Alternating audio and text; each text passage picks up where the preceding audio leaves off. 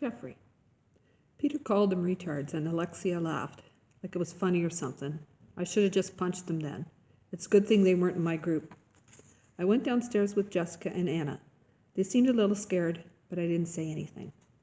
We walked into Miss Kelsey's class and met the kids.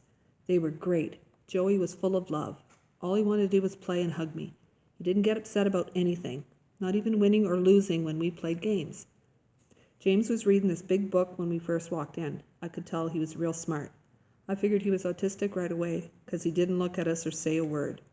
And little Emily was so cute. She needed lots of help, but who wouldn't want to help her? He reminded me of Michael. Just like the collaborative kids, Michael had the power to make you feel really good whenever you were with him. Love poured from him. I've never told anyone about Michael, and it wasn't gonna. But Jessica knew something was up. She was pretty smart. She notices things. After we visited the collaborative classroom a few times, she came up to me at recess one day. I was sitting at the edge of the field, out where no one else ever comes. I was looking through my football cards, putting them in piles by position. You have a secret, don't you, Jeffrey? She said to me as she sat down. What are you talking about? I said. Who do you know with special needs? I kept sorting my cards. I tried to ignore her. I wasn't going to tell her anything. Then she moved closer. I've got a secret no one knows about too. No one. Not anyone at this school, she said.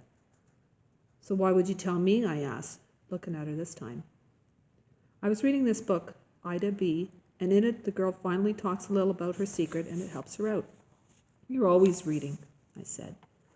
Characters help me understand and think about things, she said. They help me know what to do. Quarterbacks. Where was that pile? Is that why you handle Alexia different than any of the other girls? I said. I guess so. Well, you can tell me your secret. I'm listening. Can I look at some of those cards while I talk? She reached for my running backs pile. No, I pushed her hand away. Nobody ever touches my cards. She was quiet. I might have scared her a little. Sorry, I said. I'll just hold my book then. She was quiet for a minute. I waited, and then she took a big breath. My dad didn't come to Connecticut with us, she said. He directs plays and found a girlfriend at his work, a beautiful actress from one of his productions. My mom decided we need to get away from California and my father, so here we are. I kept sorting my cards, but I was listening, and Jessica knew I was. After a few seconds, she kept talking. She had more to get off her chest. I didn't want to come, but my mom told me I had no choice. Boy, I was ever angry with her, angry like I've never been before. I figured my dad was dumping her, not me, so why did I have to leave too? Silly, right? I could never live without my mom. I stayed busy with my cards because I didn't know what else to do. I didn't want to ruin it for Jessica. She had a lot to tell, so I stayed quiet. What I don't know at the time was that my dad wasn't only dumping my mom, he was dumping me too. The last time I talked to him was back in the beginning of the school year. He phoned to talk to me, but he hasn't called since. I knew what it was like to have a parent that didn't talk to you. I had too, but I didn't know what to say, so I said nothing. Then recess ended. Anna. I was pretty scared when Mr. Terupt first told us about going to the collaborative classroom. I didn't know those kids, only that they were gross and messy. But I didn't complain. I was happy when I found out Jessica was in my group. She and I have been eating lunch together. She's always reading and she's smart, but she doesn't act like a know-it-all. She tells me about her books if I ask, without giving away too much of the story. I wasn't expecting or looking for a special friend, but Jessica showed up this year all the way from California, and I like her a lot. I'd like to ask her over to my house, but no one has ever come over before. I'm not sure what Mom would think. I'll have to think about it some more. Jeffrey was in our group too. All I know about him is that he always seems mad at everyone. That wasn't how it turned out, though. Jeffrey was really nice with the kids. Really nice. And I didn't feel scared because Miss Kelsey and Jessica were with me. Miss Kelsey knew I was nervous, and she helped me get used to everything a little at a time. I noticed she didn't wear a wedding ring. Mr. Terupt had a lot of options. Little Emily was so cute. I didn't want to touch her hands because she always had them in her mouth and had slobbery spit all over them. But Miss Kelsey gave us the handkerchief to wipe her up with every once in a while, and then it was okay to touch her. I held her hand on the way to do jobs and on the way back. She smiled at me, and then I felt like I was going to cry. I hadn't expected that. One day, after everybody had been to visit the collaborative classroom at least once, Mr. Terupt decided we needed to discuss our group experiences. Mr. Terupt, I said before we got into a serious discussion, did you know that Miss Kelsey doesn't wear a wedding ring? Is that so?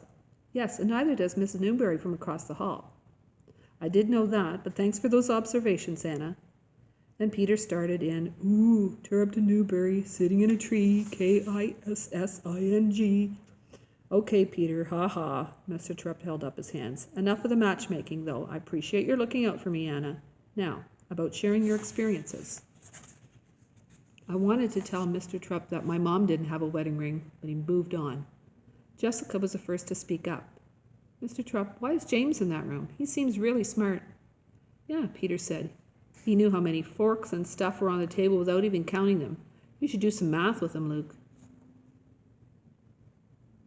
Not exactly a retard then, huh, Peter? Mr. Terupt said. No, Peter's voice lowered, and so did his head. He's autistic, Geoffrey said. No one said anything, probably because we were so shocked that Geoffrey had spoken at all, and because we didn't know what he meant. James has some things that he's really into, and he knows everything about them, Geoffrey went on. A lot of autistic people have a special talent. James is great with numbers, but he has his problems too. Hey, we should have had him tell us how many blades of grass were in the soccer field, Peter said. Yeah, and I never would have got hit in a tushy, Lexi told him. Peter grinned, but that was the best part. All right, you two, that's enough, Mr. Terupt said. How do you know all that stuff, Geoffrey? I said, even before I knew I was asking the question. I felt instantly bad. Geoffrey wasn't looking for extra attention. Geoffrey didn't answer. He was quiet again. Danielle. Lexi was in my group going to the collaborative kids. Part of me was happy about it, part of me wasn't. Things were a little confusing. Every time we went to the collaborative classroom, and every time we came back, Lexi would talk bad about Jessica, even Anna sometimes. Don't you think Anna belongs in this room? She's so stupid, Lexi said one day. Even if I wasn't supposed to be friends with Anna, I knew she wasn't stupid. I knew because she was my plant partner, and she helped me a lot during that unit. Plus, Anna was the only girl not involved in Lexi's schemes, which made her brave, too. Jessica should just stay down here. She doesn't have any normal friends, Lexi said. The weirdest thing of all was that Lexi was really nice to the boys and girls in the collaborative classroom. Joey loved her. Okay, Joey loved everyone, but he always smiled and hugged Lexi. And she was really patient with Emily, too.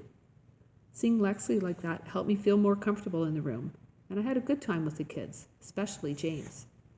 Geoffrey told us that James had certain things he was really into, and one of them was farms. His brain was crammed with information about tractors and machines and cows and milking. So I brought in a bunch of pictures from home, and James went nuts. He spouted off facts non-stop as he looked at each picture. Udders. These are the cow's udders. Clean her off and use teat depth. Next picture. Hay. Find it in bales or rolls. It's hard work to hay. Throw the bale off the wagon and put it on the elevator. Stack the bales in the hay loft. Next picture. John Deere tractor. Classic green and yellow. Lots of horsepower.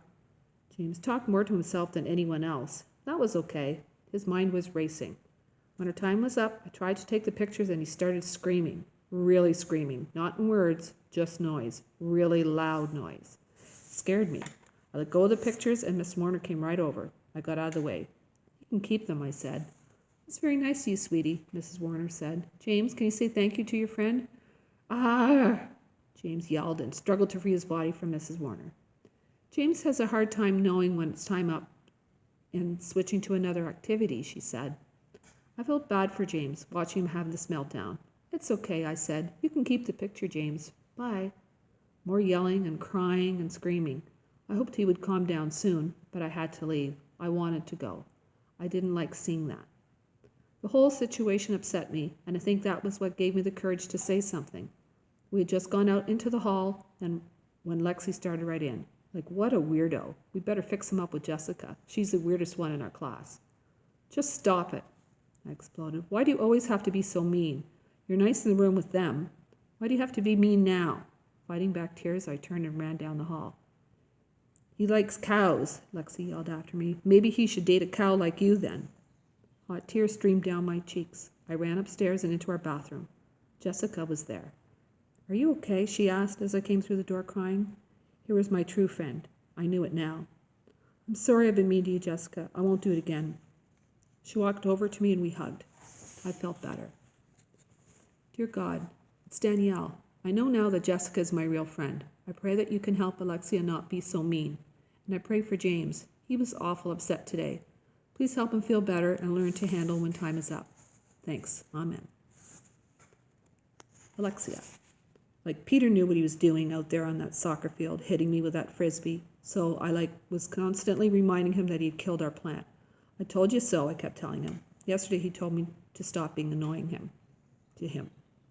Peter's always picking on me. I bet it's because he likes me.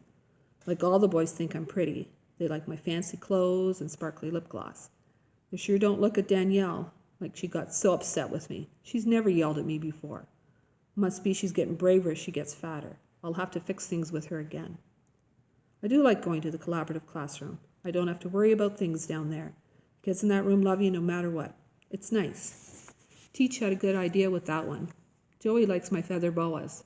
I always wear them to his class so he can see them. Like I think I'm going to ask if I can put some lip gloss on Emily.